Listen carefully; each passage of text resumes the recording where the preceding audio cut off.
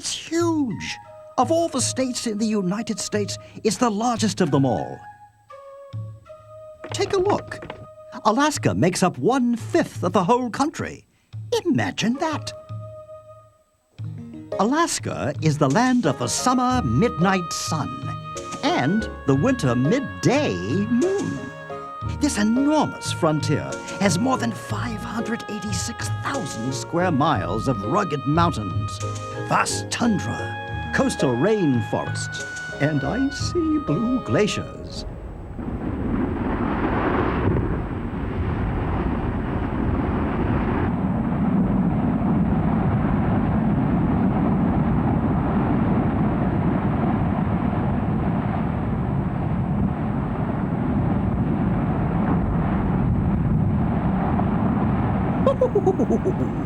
That always cracks me up.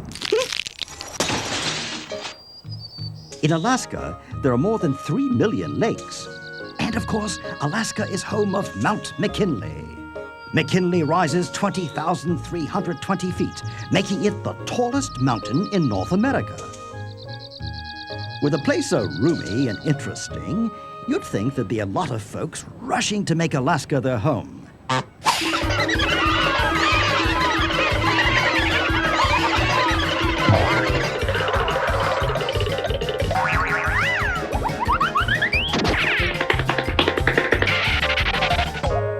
Not so elementary, my dear Watson. In Alaska, there's only one human animal per every square mile, which means there's a lot of room for other critters. Like me.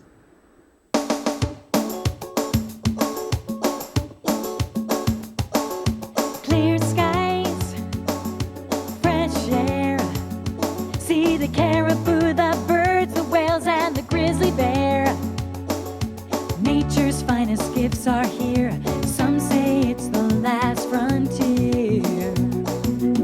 Well, you haven't seen paradise till you've seen Alaska, where giant glaciers rise up from the blue.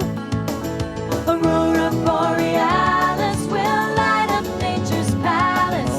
The spirit of Alaska's here for you. Oh, Alaska.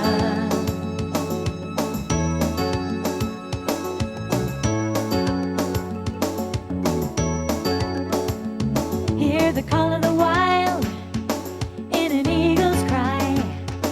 The wolves up in the tundra, Mount McKinley against the sky. Oh, waterfalls cascading down, another world of sights and sounds. Well, you haven't seen paradise till you've seen Alaska, where giant glaciers rise up from the blue. Aurora borealis will light up nature's palace. The spirit of Alaska's here for you. Oh, Alaska. In your wilderness, there's a balance of the fragile and the strong. We must take care to leave the wonders there. Well, you haven't seen paradise till you've seen Alaska, where giant glaciers rise up from the blue. Aurora borealis will light up nature's palace. The spirit of Alaska's here. Well, you haven't seen paradise till you've seen Alaska, where giant glaciers rise up from the blue. Aurora borealis will light up nature's palace. The spirit of Alaska's here for you.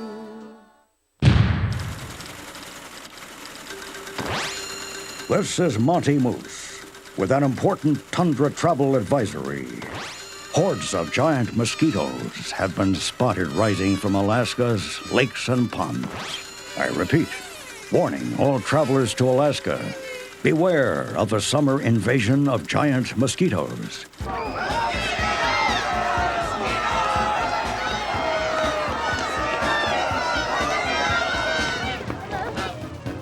Wait, what's this?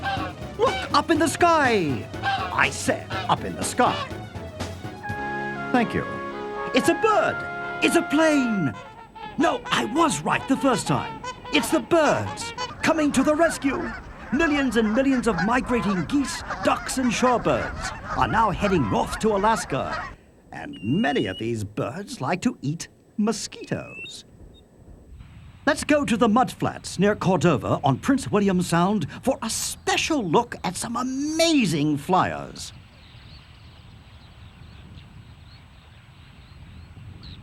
These mudflats are a gathering place for millions of shorebirds. It's sort of like a truck stop, without the coffee and donuts, for long-distance flyers. In late April and early May, 20 million migrating shorebirds and waterfowl stop here to rest and refuel. So, if your name is Sandpiper, Dunlin, or Plover, then come on over.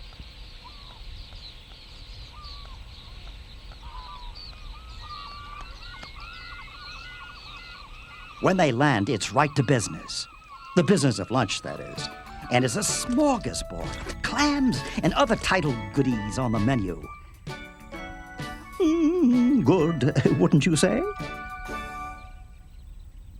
Our dowager friend gives the phrase, "Stick your head in the mud," a whole new meaning.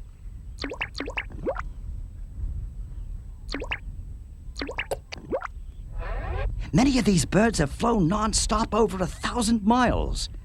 As the tide changes, our hungry flyers hopscotch up the mudflats in wave after wave.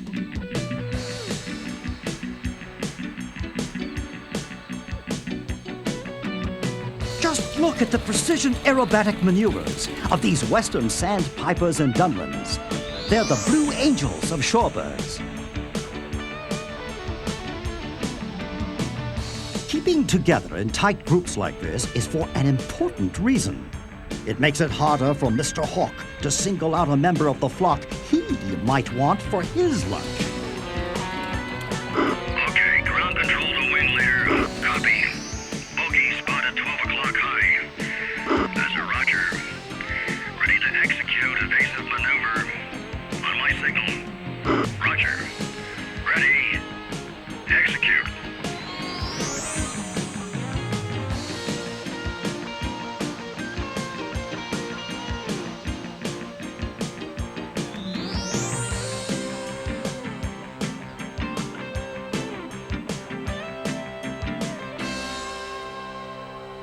As quick as they can, these shorebirds are back to their clam digging. After a couple of days of clams on the whole shell, they'll wing their way to their nesting grounds and a summer diet of mosquitoes and other yummy stuff.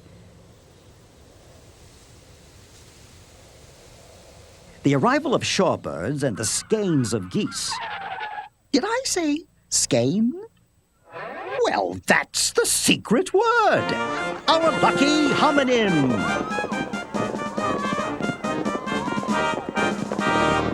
A homonym is one of two or more words pronounced alike, but with different meanings. Here's your first choice. What do you call the ball of yarn your mother might use for knitting? Absolutely correct. A skein of yarn. Now for the second meaning. What do you call a formation of geese or ducks in flight? If you said skein, you are now an official member of Monty's Homonym Club. Congratulations! Jolly good! Back now to our story. The skeins of geese overhead are a signal of the change of seasons in Alaska. Winter is over. Here they come, eh? Canada geese in for a perfect two-webbed landing. These hawkers are heading into Westchester Lagoon in Anchorage, Alaska's largest city. Take a gander at all these geese and ducks. It's feather to feather out there. Finding a place to park is nearly impossible. And tempers are flaring.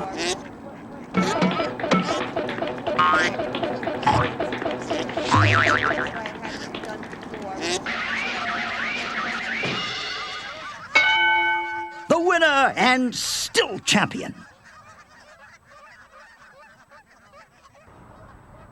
These are lesser Canada geese. And if you'd like to know more, I'll tell you. They flew to Alaska all the way from Oregon, nearly 2,000 miles, just for a pool party. Isn't it fun to jump right in, splashing and playing with your friends? You don't have to have feathers to enjoy getting all wet. A little H2O and an hour or two, and the recipe for fun is set. We're having a pool party, and you're invited. It's a party. A pool party. Come on down. We're having a pool party. Pool party. Just for you and me. It's a party. Swimsuits are optional. Zaniness acceptable. Splashing permissible. I'm coming to the endable. So join me in this wet and wild party. Pool party, that is. Where was I? Oh, yes. Canada geese and mallard ducks are two waterfowl that actually don't mind nesting in populated areas. That makes it easier for you and I to see them up close and learn something about them. You can spot a male mallard by his luminous green head. You can tell a female mallard by the two males chasing her. Boys. In just 1 month, Mom will be off the nest, with her ducklings following close behind. In fact, these ducklings started swimming the day they hatched.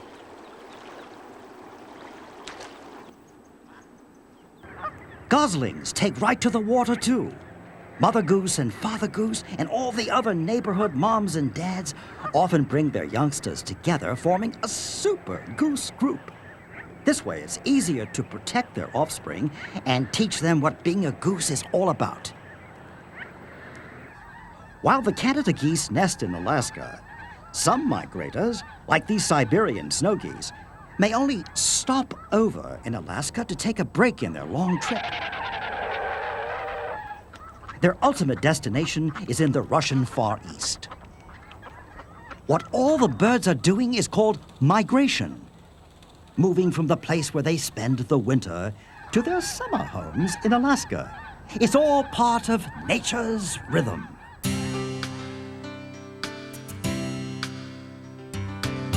We walk from Canada, 3,000 miles we go. We fly from South America, swim from Maui and Mexico. We're gonna use this land to raise our young. Fresh air and lots of springtime sun. Migration, we must move to survive. It's a natural journey of life. Migration. We're looking forward now to much longer days. The midnight sun will shine upon Alaska's many streams and bays. There'll be new life at every turn. This is a perfect place to learn. Migration, we must move to survive. It's a natural journey of life. Migration, we must move to survive. It's a natural journey.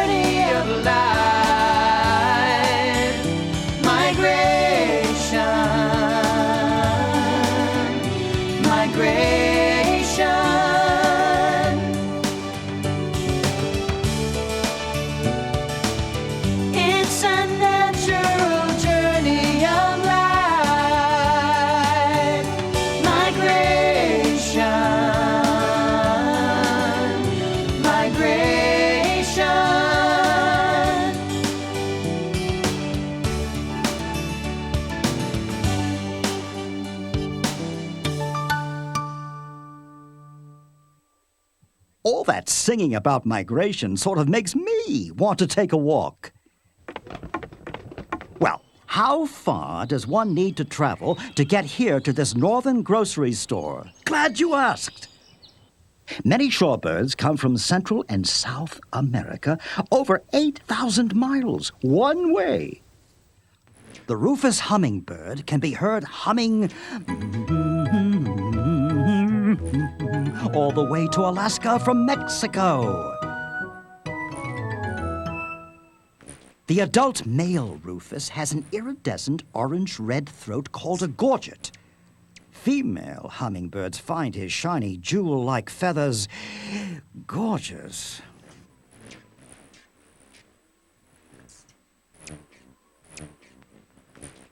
Hummingbirds beat their wings 78 times per second. So fast, you can't even see them. But using slow-motion photography, voila! Les wings, messieurs! Because hummingbirds aren't able to store up lots of food, they must constantly refuel to stay alive, and will ferociously defend their territory in a tiny hummingbird way. Let's watch that again in slow motion.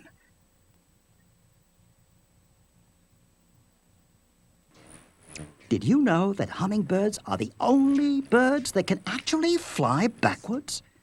Sort of like an itsy-bitsy helicopter, wouldn't you say? The Arctic tern is another amazing flyer. With the right wind conditions, they can hover over top of unsuspecting prey and then dive bomb their target at just the right moment.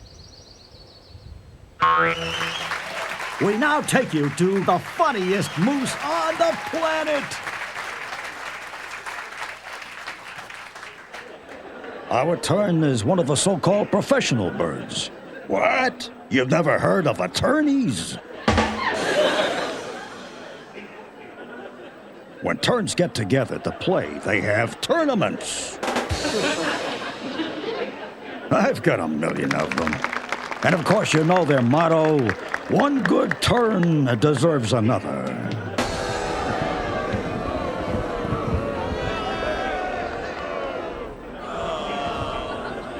Did I take a wrong turn? Oy vey. The management is not responsible for the quality of the jokes. We now return to our program. The Arctic tern racks up more mileage than your average commuter. These masters of migration make a 20,000-mile round trip every year, and they don't even get frequent flyer credit. I'd switch airlines, wouldn't you? Some terns spend half the year enjoying summer sun in Antarctica. Then when summer comes to North America, our tern turns and heads to Alaska. That would be like driving from Seattle, Washington to the Big Apple, New York, New York, and back again 4 times, just for a cappuccino. Molto bene, grazie.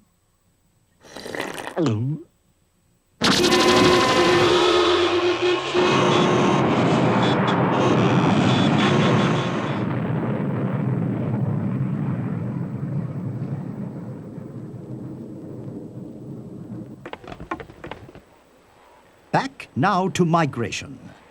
If you have hooves and like to trek, then you might join the Loyal Order of the Caribou. Caribou are the nomads of the north, the wonders of wilderness wandering. About 1 million caribou live in Alaska, and they really are wonders of wandering. During their travels, a single caribou might cover as many as 3,000 miles a year. That's more than any other big animal in the world. Amazing, wouldn't you say? The Porcupine River caribou herd ranges from northern Canada, across the border into the Arctic refuge of Alaska. Once a year, around midsummer, the whole porcupine herd, over 150,000 animals, gets together. Sort of a big family picnic. At that time, there are caribou as far as the eye can see. This is a vast wilderness hugging the Arctic Ocean in northwestern Alaska. For a few short weeks, the tundra springs to life with wild flowers, nesting birds. Hey, look! It's our friends, the plovers. There's new life all around.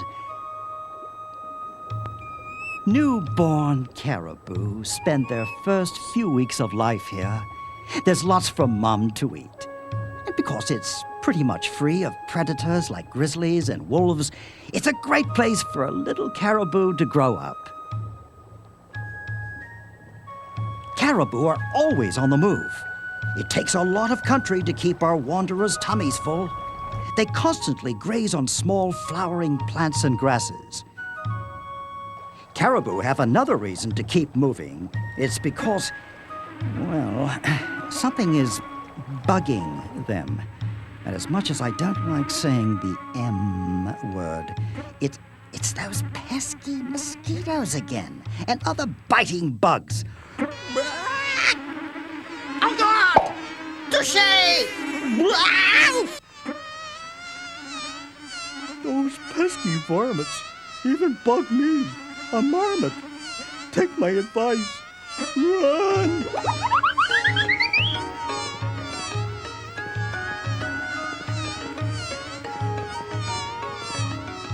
Since they can't buy insect repellent, caribou seek out places the mosquitoes don't like.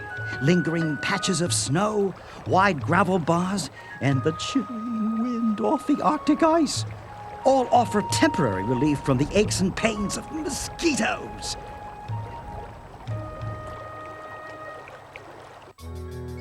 Another blue ribbon migrator, Olympic champions of freestyle swimming and the high jump are the Pacific salmon. These amazing fish spend as many as 5 years in the Pacific Ocean before coming back to Alaska to spawn. And when they return, their natural navigation system brings them back to the exact stream where they were born. Not without difficulties. During their travels, salmon face more obstacles than a really bad hurdler.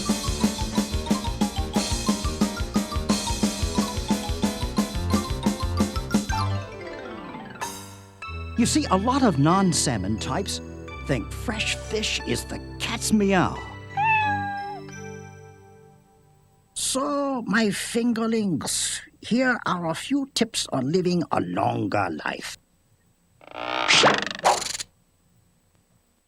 Avoid being eaten by him and her and this rowdy group and them. And if they're called a salmon shark, they are not your friends.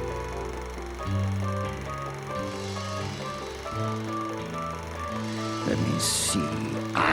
Yes, above all, watch where you jump. You see, bears love salmon. And when they can, bears will eat salmon all day long. It's like a Thanksgiving dinner that lasts a month or more. And bears don't worry about their waistlines.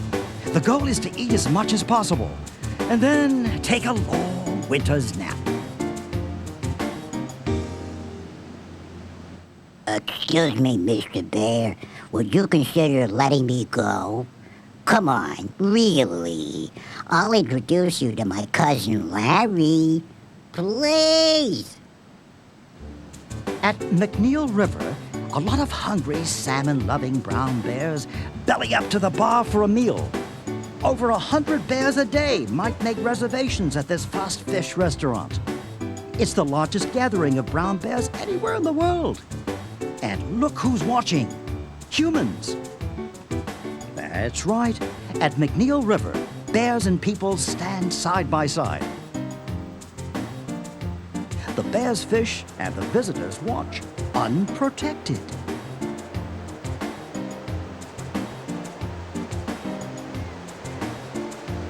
Biologist Larry Allmiller has been the referee of sorts for over 20 years. Not only are you standing in the middle of 40, 50, 60 bears at one time, I think the record this year was 66 bears in view at once. But for the most part, those bears are very tolerant. Oftentimes coming up 10 feet away, 15 feet away, bears nursing their cubs close.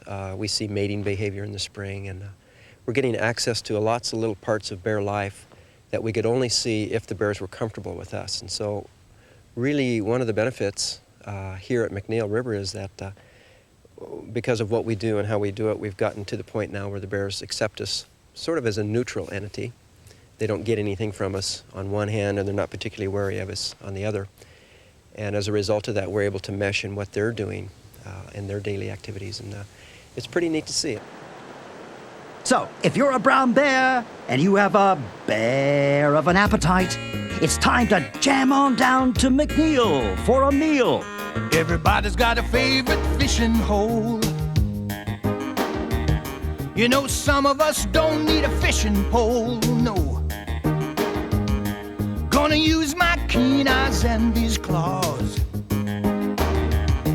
and I'm gonna eat like a bear because I'm heading down to McNeil, down to McNeil. There's plenty to share, those salmon are everywhere. Yeah, the seasoning is right for my grizzly appetite. It's a real deal down at McNeil. Down at McNeil. Now I usually like being on my own. Us big guys like to be left alone. But once a year for a grizzly bear, when there's so much salmon we don't care, I'm heading down to McNeil, down to McNeil. It's a family affair, even the cubs are there. Yeah, we're dining out together, perfect dish and perfect weather. It's a tasty meal down at McNeil. How many salmon can one grizzly put away? If he's really jamming, more than 20 a day. Oh, I've come so far for that fish tartare. Heading down to McNeil, down to McNeil. There's plenty to share, those salmon are everywhere. Yeah, the season is right for my grizzly appetite. It's a real deal down at McNeil. Hey, if you're a salmon, man, you better be scramming, or you're gonna be my meal down at McNeil. Oh, yeah, that's it, down at McNeil. That's me. Usually, the McNeil Diner is a relatively mellow place. But when the fishing is slow, the competition over the best fishing spots rises and occasionally tempers flair. In this corner, Raleigh's cub, 15 years old and weighing 1,000 pounds. In the far corner, Rusty, making his comeback at 20 years old and weighing 850 pounds. May the best bear win.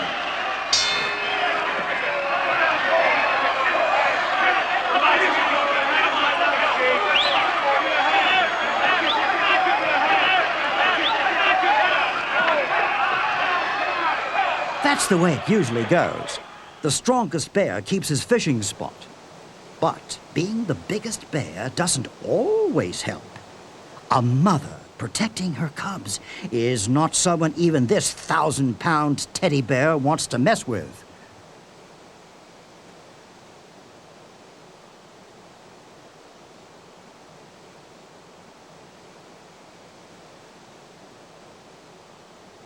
Alaska is home to more brown bears than any other place in North America. Oh, by the way, do you know the difference between a brown and a grizzly bear? Well, The big coastal bears who eat salmon sushi all summer are generally referred to as brown bears. The bears that live away from the coast, feeding mostly on roots and berries, are usually called grizzlies. But they're really the same type of bear, just different homes and different diets. This young brown bear has found something else to munch on. But uh-oh, remember, garbage and bears aren't the best combination. But sometimes finding a human plaything is kind of fun, especially if you're a 3-year-old Grizz and you've never played with an inner tube.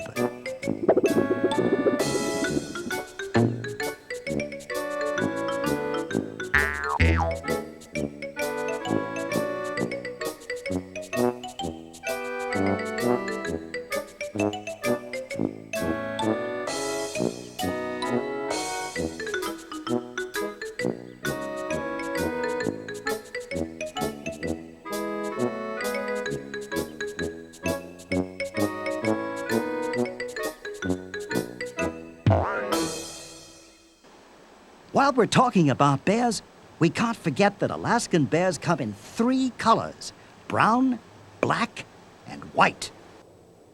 Polar bears. Think of them as a 1,000-pound meat-eating marshmallow with claws and sharp teeth. Yes, indeed, you don't want to be around when a polar bear comes calling. Polar bears spend much of their life on the Arctic ice, hunting seals and other marine mammals. But after the Eskimo whale hunts in Alaska, sometimes polar bears arrive for the leftovers.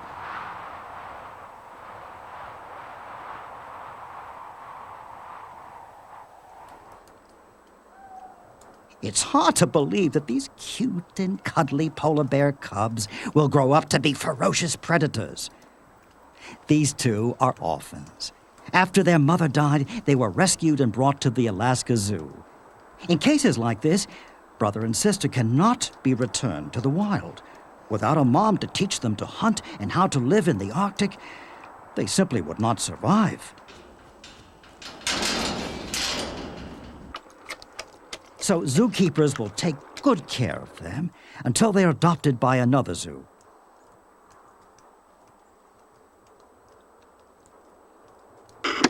Time now for a cooking tip with Chef Julia Moose. Have I got a recipe for you? Simple to cook, lots of roughage for the system, willow leaves and bark, and for a refreshing dessert, pond weeds. It's simple, no cooking, just rip and chew. My time-tested recipe is sure to please all the moose in your family. That's all for now. Happy eating! Bon appetit! We may not be galloping gourmets, but hey, face it, moose are eating machines. In the summer, a mature moose like my brother-in-law eats 60 pounds of greens a day. Consider this. A newborn calf starts out a knock-kneed 30 pounds. By the time he's full grown, a big bull moose can weigh almost a ton. That's 2,000 pounds. And take a look at that rack.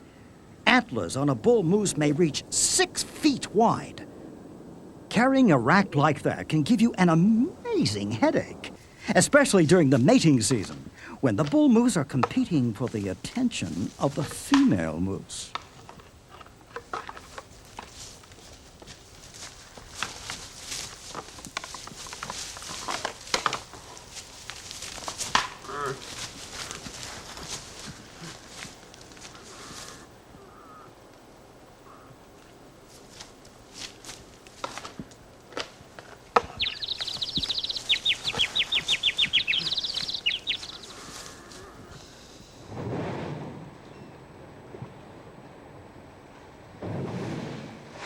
Another big eater likes to sing and leap as well. Can you guess what it is? You're right. A humpback whale.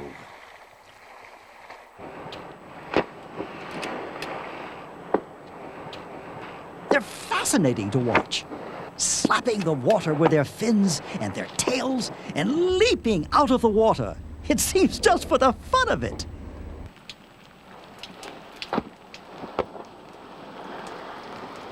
Humpback whales also talk a lot, in their own language, of course. With the help of an underwater microphone, we can listen to their curious conversations from the depths below.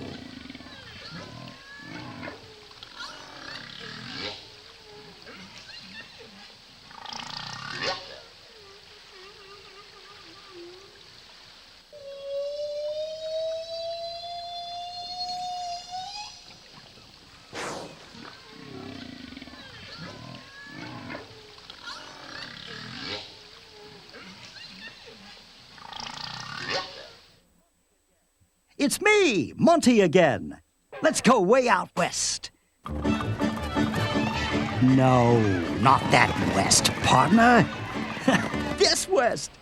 It's a place in the Bering Sea, and it's called the Pribilof Islands. A lot of my feathered friends get together here to attract a member of the opposite sex. What's so impressive about this bird is his beak. He's called a puffin, sort of like a toucan in a tux, the parrot of the Pacific. There are two types of puffins. One is a tufted puffin, the one having a bad hair day. And there's the horned puffin. The male puffin waits on the cliff, watching all the girls go by. It's his beak that his would-be girlfriends will notice, and after he's met his mate and the little puffins have left the nest, Dad heads out to spend the rest of the year at sea.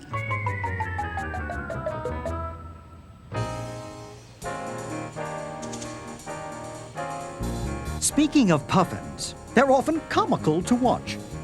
A puffin with a full belly is like a big cargo jet. It takes a lot of puffin for a puffin to build up a little steam. They have to run on top of the water before lifting off to fly.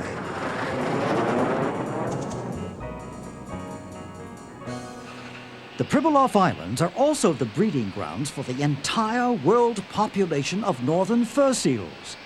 The king of the rock is called the Beachmaster. And as you know, the king of rock and roll is Elvis. Thank you. Thank you very much. Like Elvis, the Beachmaster has lots of female fur seals who find him attractive in a fur seal sort of way. If it seems that our Casanovas are a little edgy, you're right. You see, Beachmasters spend up to 2 months protecting their harems from other suitors. Not only are there frequent fights, but during this time they won't even leave their territory to eat.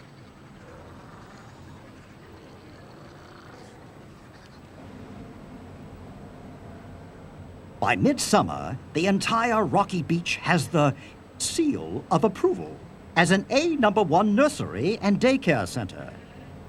Mothers and their pups out in the rock garden or in the pool. Ah, this is the life. Alaska is a great place to grow up. Speaking of growing up, let's check back in with Mother Goose. Look at this. It's a real super big group of Canada geese. These downy youngsters are almost ready for flight school. And it looks like the mallards are cleaning up their act. Toodaloo, my feathered friends. And now, a message from your friends at the Bering Sea Dental Clinic. If you haven't been flossing, tusk, tusk, tusk. When spring is in the air, it may be your big toothy smile she's first attracted to. So think, what if you only had one tusk? You'd be an outcast, a one-tooth blubber belly, and no one will play with you. At the Bering Sea Dental Clinic, we urge you to take care of those ivories. Floss after every mollusk. You'll be glad you did.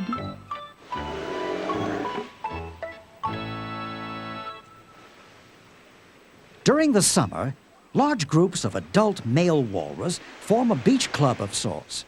These blubbery buddies hang out away from the females and younger walrus bulls, sort of like men during the football season. Unlike football, this gathering actually helps walrus survive. It means the younger, or less powerful walrus won't have to compete with these bullies for food. Competition among the bulls is fierce, and they'll sometimes use their tusks to get a point across. Sort of a walrus sword fight.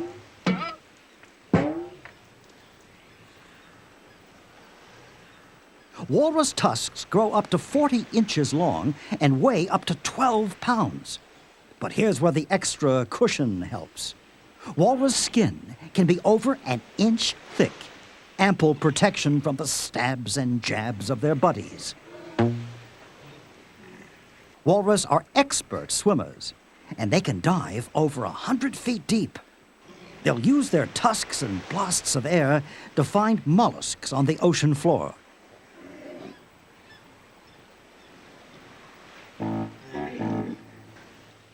A male walrus is as heavy as a large car, weighing over 1.5 tons, more than 3,000 pounds. That's a lot of blubber to drag up the beach. Hey, watch it. You watch it. Come on. Ouch. Move it. Ouch. Hey, Bob. Come on. Give it a rest. All right. All right already! Okay. Perfect.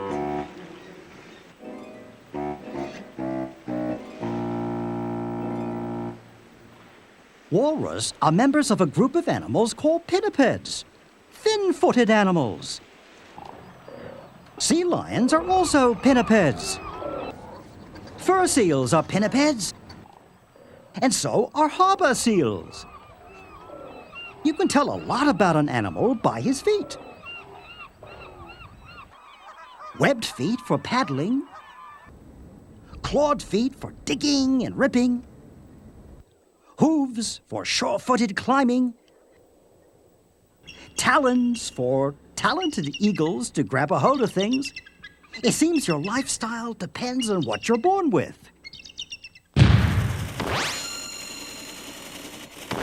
We interrupt this program for an urgent travel warning. The mountaintops have been covered with a substance believed to be tea dust, also known as termination dust, also known as snow. It's time for all summer visitors to hightail it out of here. Thank you, and see you next season.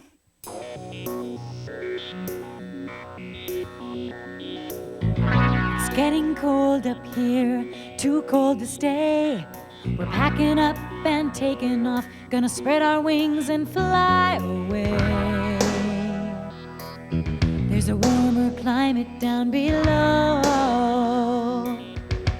We creatures seem to know. Our instincts tell us where to go. Migrate